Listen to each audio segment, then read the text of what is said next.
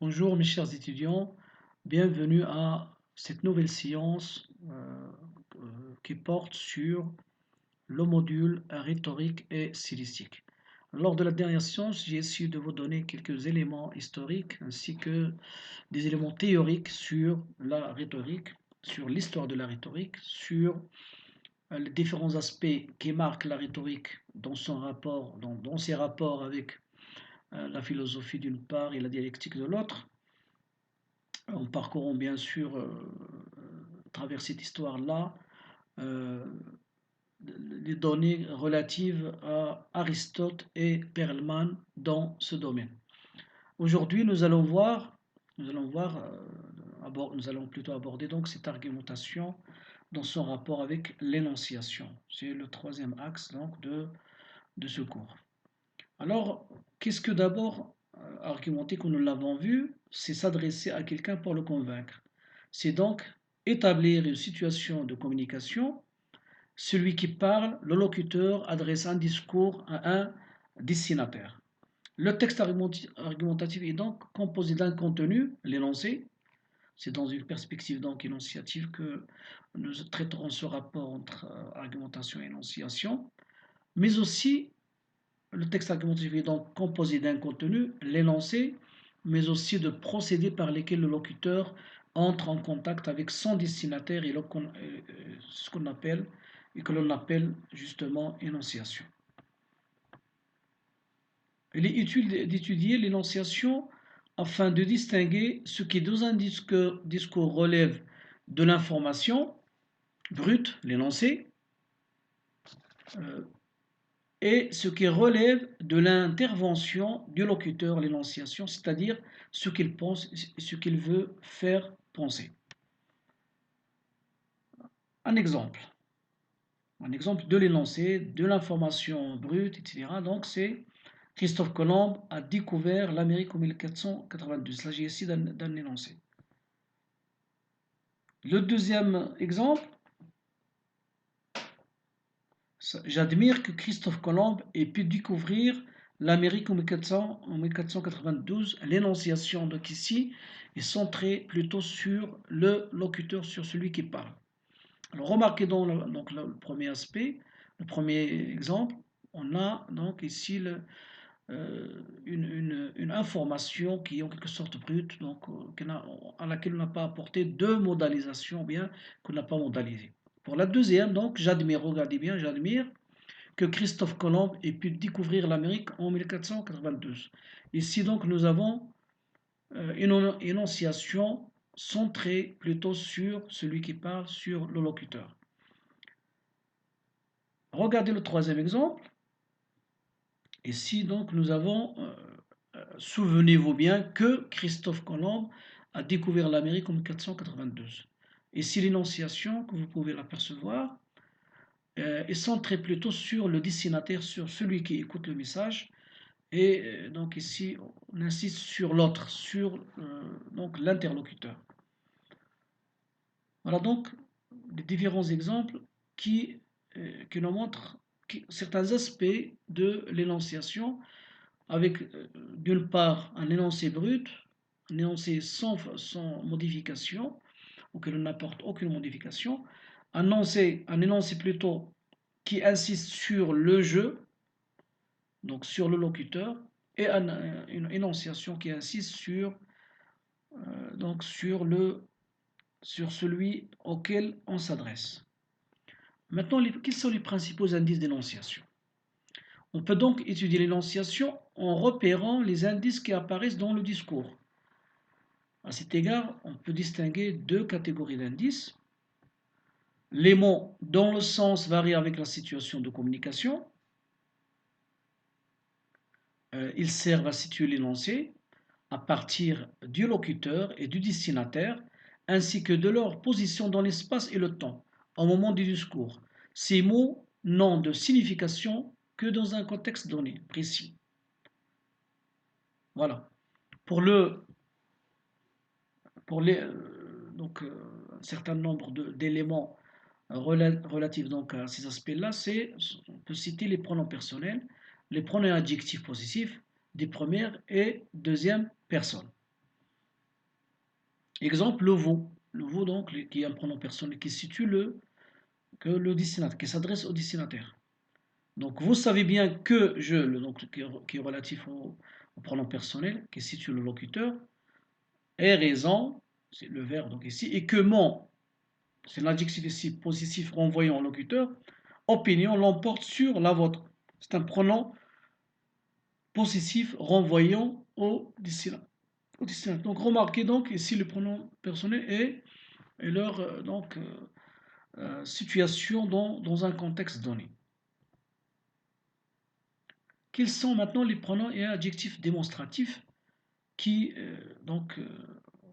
on va les voir à travers cet exemple. Prenez cette chaise-ci. Donc, c'est-à-dire, il répond donc à une situation de communication précise dans un lieu et à un moment donné. Cette chaise-ci, donc le démonstratif ici, insiste sur cette spatialisation de l'objet qu'on peut voir ou bien que l'interlocuteur peut voir donc à travers cet adjectif-là. Repères de temps et d'espace qui permettent de situer le locuteur par rapport à son discours, mais qui n'ont pas de sens en dehors de ce discours. Exemple, nous nous reverrons ici demain. Donc voilà, c'est-à-dire ils sont propres donc à une situation donnée du discours, ce qu'on appelle une situation de communication. Les temps verbaux, par exemple le présent, le passé, le futur, qui sont employés par rapport au moment du discours. Alors, quels sont maintenant les révélateurs de l'opinion du locuteur?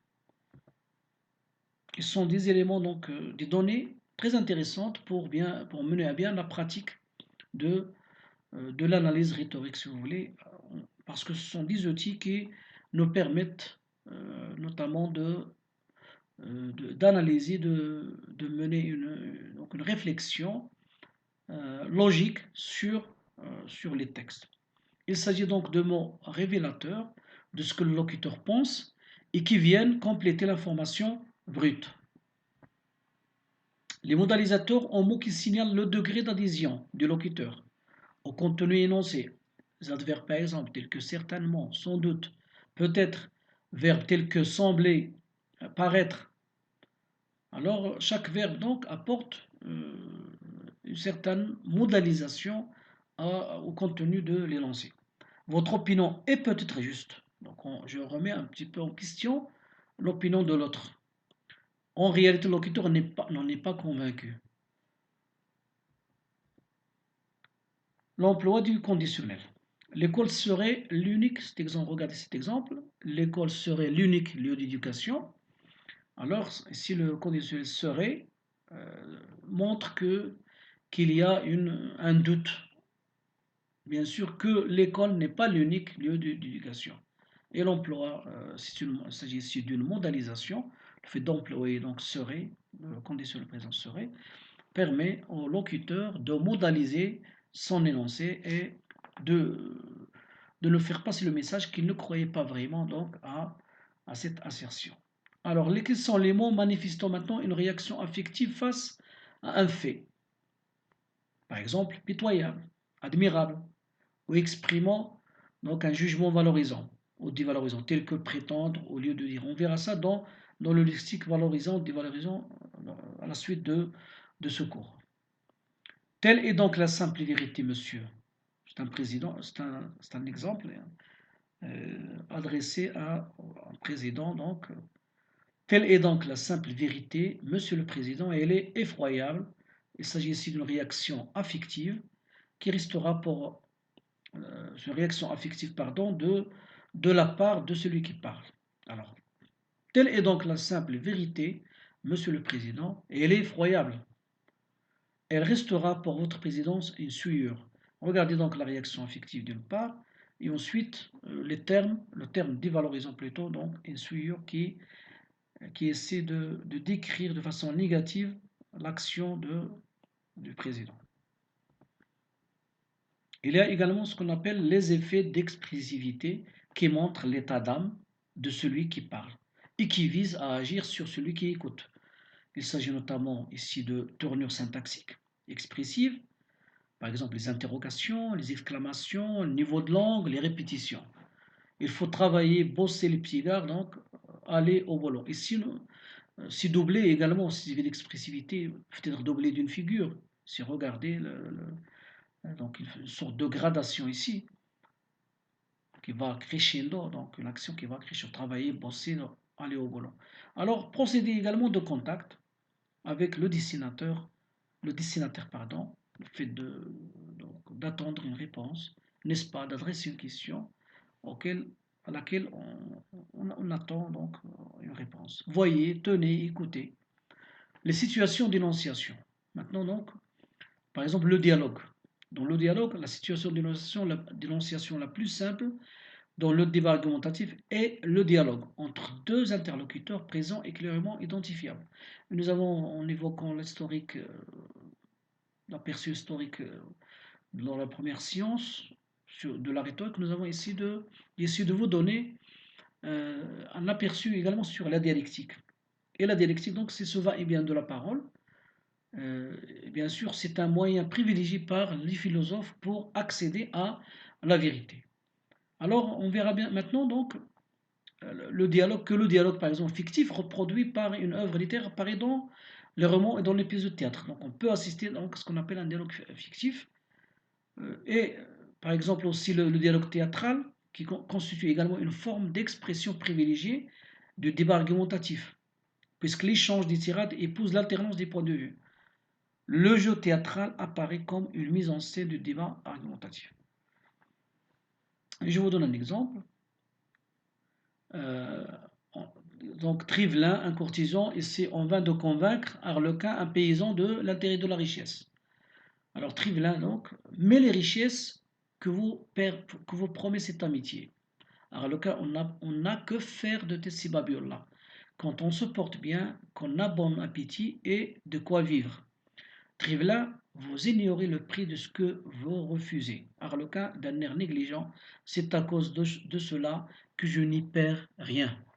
C'est un exemple tiré donc de la drôle inconstance de Marivaux. Alors, le discours argumentatif peut être produit par un seul locuteur. Soit le locuteur fait état d'une seule thèse, il présente la sienne, sa propre thèse. L'habilité de l'argumentation consiste alors à ne pas laisser émerger celle de l'adversaire. Donc il va présenter au devant de la scène sa propre thèse et écarter celle des autres. Pourquoi? Justement pour valoriser son propre discours, le locuteur feint d'ignorer les arguments que l'on peut lui opposer.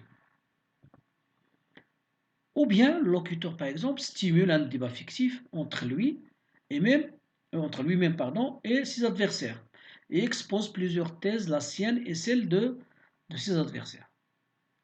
Ici, bien sûr, à travers plusieurs textes, on peut constater justement cette présence, en quelque sorte, des autres thèses. Bien sûr, l'auteur ou bien l'orateur met en avant sa propre thèse et rapporte aussi les thèses des autres, mais pour mieux les saper, pour mieux les réfuter. Regardons cet exemple-là, de Charles Bayle. Il n'y a pas, dit-on, de plus dangereuse peste dans un État que la multiplicité des religions. Thèse des adversaires, donc se fonde d'une question rhétorique. Il n'y a pas, dit-on, de plus dangereuse peste dans un État que la multiplicité des religions. Thèse des adversaires, je réponds que, bien loin que cela fasse contre moi, c'est une très bonne preuve pour la tolérance.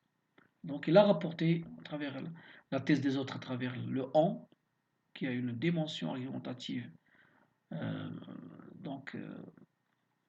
frappante, dans la mesure où le on, pronom personnel indéfini, permet d'intégrer plusieurs éléments, ou bien plusieurs voies. On verra dans les voies qu'est-ce qu'une voie, donc, la suite de ce cours. Il n'y a pas, dit-on, de plus dangereuse peste dans un État que la multiplicité des religions. C'est la thèse des adversaires véhiculée à travers le pronom indéfini en. Je réponds, regardez donc la prise en charge par le locuteur donc de son discours à travers le jeu. Je réponds que bien loin que cela fasse contre moi, c'est une très bonne preuve pour la tolérance. C'est un effet boomerang ici, c'est donc l'effet boomerang, ce qu'on appelle boomerang, c'est-à-dire cette arme que vous jetez contre votre adversaire, que vous frappez avec laquelle vous frappez votre adversaire. Si elle ne touche pas, elle revient vous frapper vous-même. Ici, ce qu'on constate, c'est pas une preuve de l'intolérance, mais au contraire, c'est une preuve pour la tolérance. C'est le commentaire philosophique de cet exemple est extrait du commentaire philosophique de Bayle. Quelles sont les voies maintenant? Alors les voies, on va essayer de les définir d'abord. On utilise le terme de voix pour désigner toute personne émettant une thèse, qu'elle soit ou non présente physiquement dans le débat argumentatif. Il y aura donc dans un texte autant de voix que de thèses exprimées. Regardez bien, donc généralement il y a une symétrie entre les voix et les thèses exprimées, c'est-à-dire chaque voix correspond à une thèse. Il se peut alors que le discours argumentatif soit prononcé par un seul locuteur, mais qu'il fasse état de plusieurs thèses, énoncées par des personnes différentes, et désignées plus ou moins explicitement, comme on vient de le voir dans l'exemple donc ci-dessus de Bayle. Alors, notez bien qu'un locuteur peut exposer deux ou plusieurs thèses et n'en défendre qu'une seule. Il faut éviter donc ici les contresens, et on verra cela à travers un exemple. Il ne faut pas dire que Bayle pense que la multiplicité de religions est dangereuse alors qu'il pense le contraire. C'est l'exemple justement donc, que nous avons vu. Bayle donc ne croit pas que la multiplicité de religions est dangereuse, mais plutôt le contraire. Comment repérer les voix en présence dans un texte? Il faut repérer les procédés qui servent à introduire les voix. On verra ça donc. Parce que ce sont des questions auxquelles vous aurez à répondre, c'est-à-dire les outils. Ce sont les outils qui vous permettent de repérer justement les voix. Alors, ou bien ce qu'on appelle les indices. Dans le dialogue théâtral, par exemple, les indices essentiels sont apportés par les didascalies. En l'occurrence, les noms propres figurant avant chaque réplique et permettant d'identifier l'auteur de chaque propos. Alors, dans le dialogue romanesque, en revanche, donc les propos des personnages sont amenés par des verbes introducteurs. Dit-il, répond-elle, et sont isolés de contexte par un jeu de guillemets ou bien d'étirer. Dans le monologue qui mime un dialogue, un monologue donc où il y a le dialogue, la personne qui dialogue avec elle-même, celui-ci est mis en évidence grâce à divers procédés, par exemple l'emploi alterné des pronoms de la première et de la deuxième personne. La voix de l'autre peut aussi être désignée par le pronom indéfini, en certains, par un pronom commun, des gens, ou sous une forme plus générale, les commandes de pensée que, etc. On estime communément que la violence est un phénomène propre au XXe siècle. Regardez aussi l'emploi de on ici. Alors, la présence de tirets indiquant le changement de voix, un changement de voix. La violence, dites-vous, est un phénomène du XXe siècle. Regardez donc le passage vers l'autre, à travers les deux tirets ici, qui montrent qu'il s'agit évidemment de passage donc de la parole vers l'interlocuteur. Il me semble, la prise en charge plutôt de la parole par l'interlocuteur. Il me semble que cette affirmation est contestable. Donc ici, la violence, dites-vous, est un phénomène du XXe siècle. Il me semble que cette affirmation donc, est contestable. La violence, c'est la parole donc des autres, rapportée par le jeu qui va la réfuter par la suite. Donc il y a un changement de voix ici. Il y a une voix qui rapporte la thèse suivante, que la violence est un phénomène du XXe siècle, et l'autre voix du locuteur me, à travers le pronom donc, possessif me, qui rapporte justement la thèse, ou bien la voix qui rapporte la thèse du locuteur. Il faut repérer les procédés qui servent à rapporter la thèse de l'autre. Par exemple, le discours rapporté au style direct, au style indirect, ou encore au style indirect libre. Dans ce dernier cas, la voix d'autrui est la plus difficile à déceler et nous verrons comment donc on peut voir, on va déceler certains affirment donc un S qui manque à certains. La violence est un phénomène propre au XXe siècle. C'est le style direct.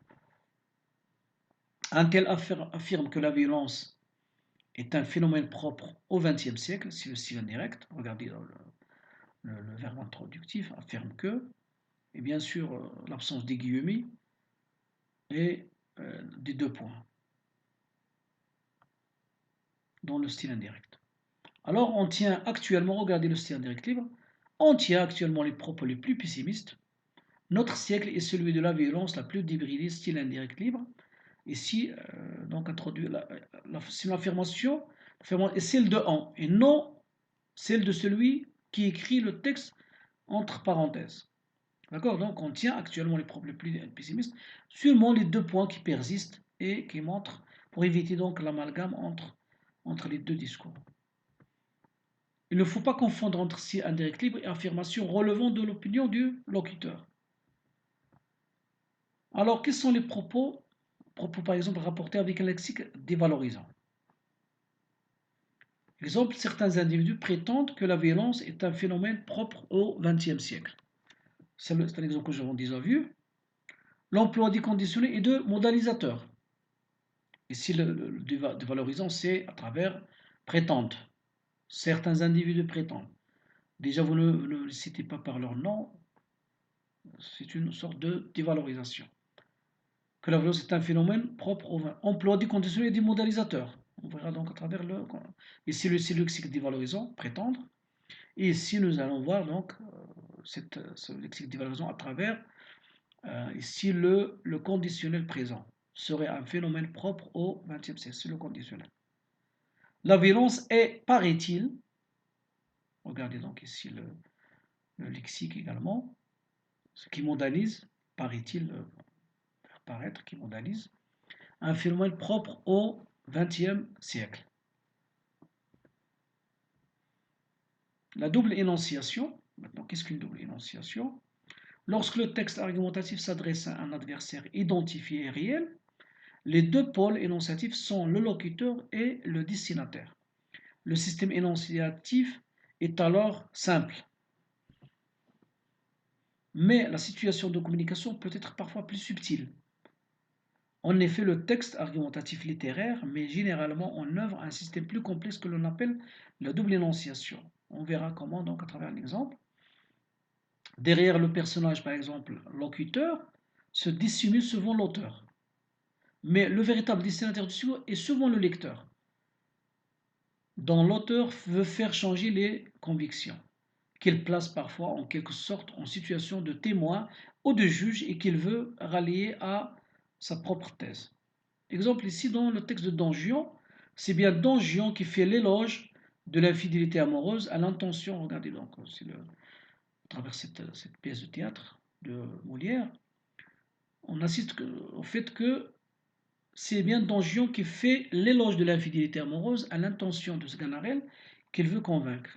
Mais c'est aussi Molière qui s'adresse au lecteur pour lui prouver par ce discours les pouvoirs de la parole et de la rhétorique, lorsqu'elles sont mises au service de l'argumentation. Il n'est pas toujours possible de s'appuyer sur des indices précis pour mettre en évidence la double énonciation. Ce phénomène est de l'ordre de l'implicite et peut être perçu à l'aide d'un savoir qui relève de l'histoire, de la littérature et de la culture. Qu'est-ce que maintenant le thème et la thèse?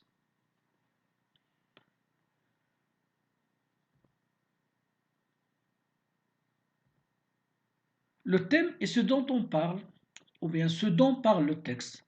Il est important de repérer le thème pour bien percevoir le contenu du texte. Alors, le thème de ce texte est écrit comme moyen, par exemple, de transmission de la pensée. Nous allons voir l'exemple. Tout d'abord, il est indéniable que l'écrit, après avoir été le vecteur privilégié de la pensée, est désormais concurrencé dans tous les domaines. La correspondance épistolaire est remplacée parfois par le téléphone ou l'envoi d'une cassette vidéo pour rendre compte d'un événement important. Le roman populaire par le cinéma et les séries télévisées.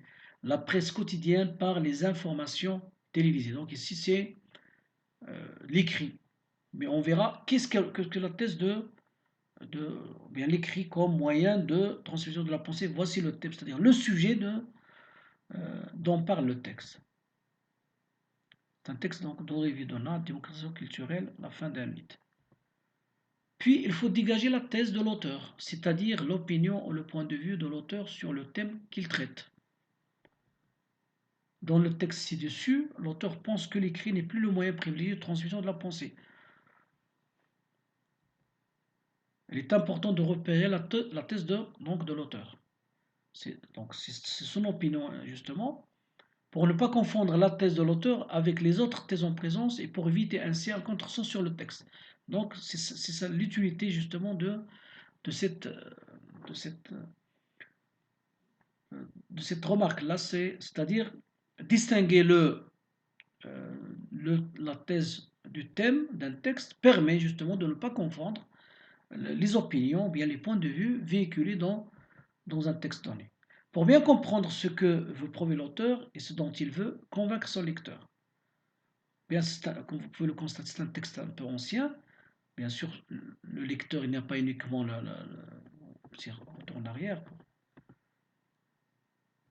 Donc, l'écrit, donc, n'est pas, c'est sûr que ce n'est pas l'unique moyen, mais ce n'est pas uniquement le téléphone, le cassette, mais aujourd'hui, nous assistons donc à ce qu'on appelle révolution de la communication, c'est-à-dire on est dans le cadre des réseaux sociaux, des mails, et bien sûr des différents réseaux sociaux qui permettent justement, qui concurrencent l'écrit. Donc, les vidéos et podcasts, évidemment.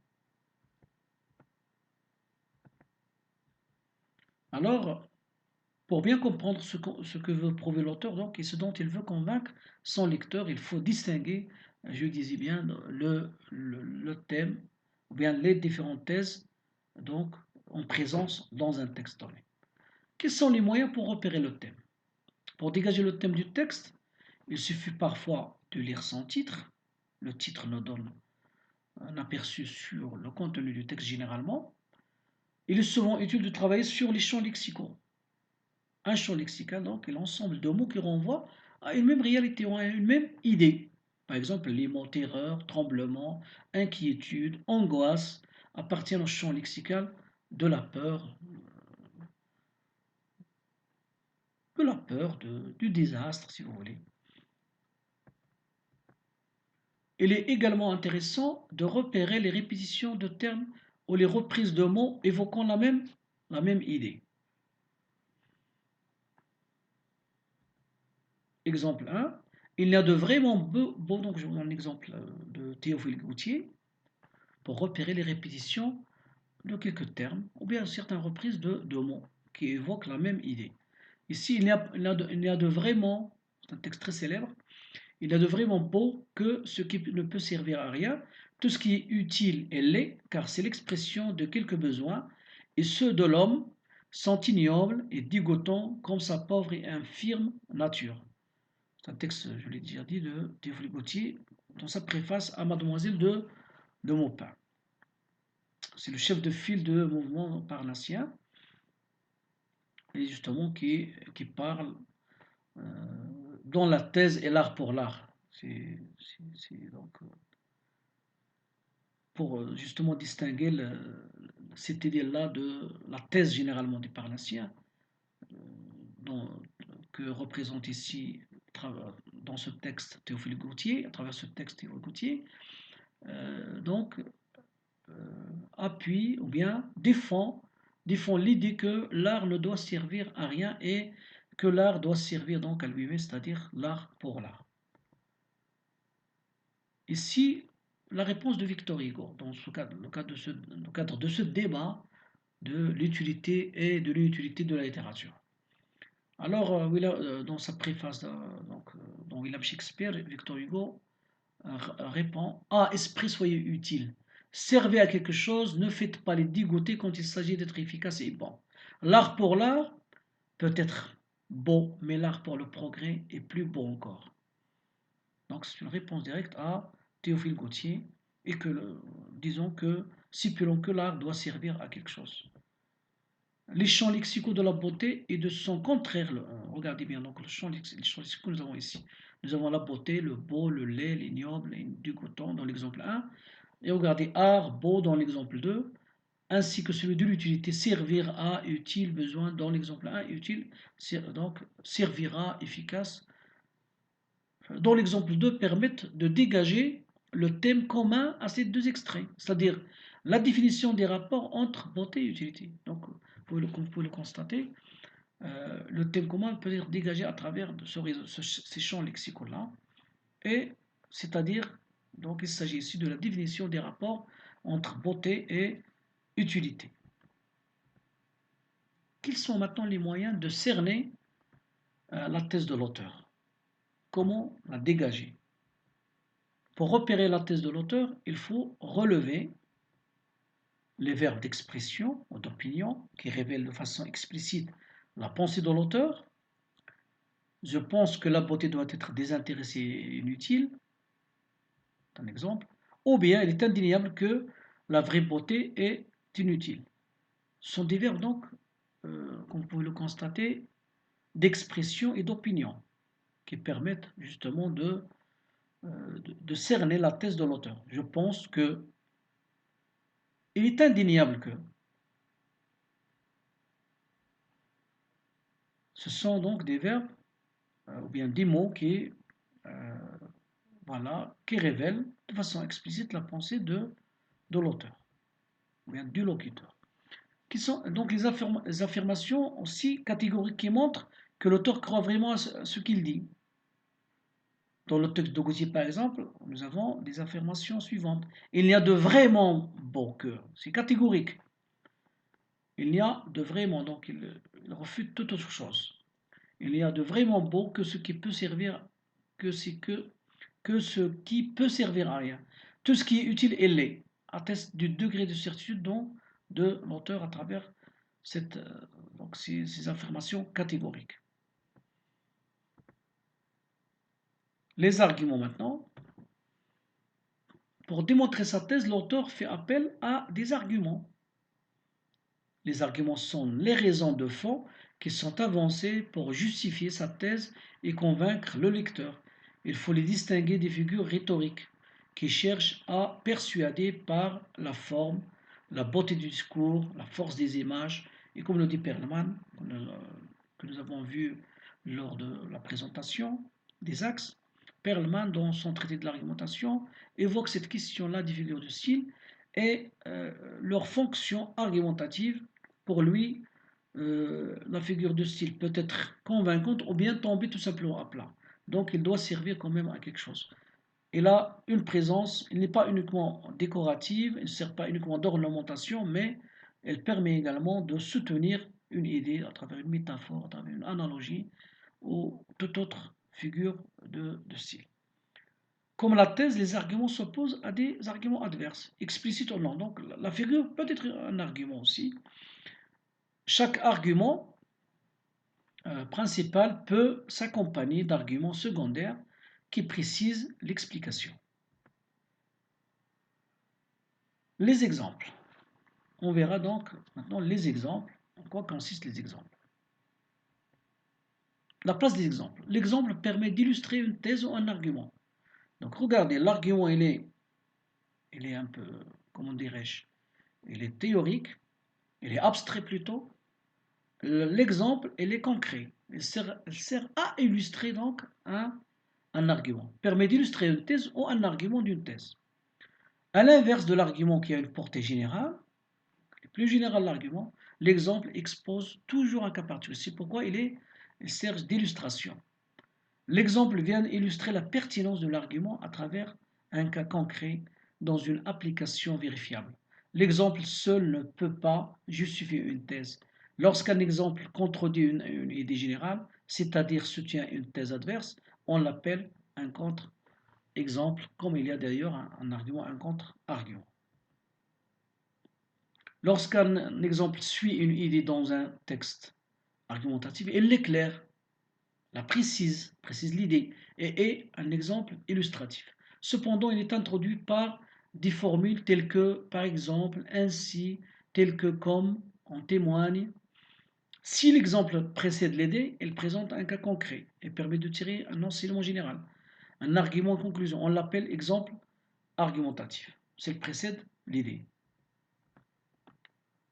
On essaie de voir maintenant les types d'exemples. On peut avoir l'exemple personnel qui offre un témoignage direct mais ne permet de tirer aucune loi générale. L'exemple littéraire, la référence à un livre, à un film, une pièce de théâtre, un tableau donne un support concret, un argument et permet de le développer. L'exemple historique qui permet un rapprochement avec le passé et il a l'avantage d'être un fait avéré et déjà analysé.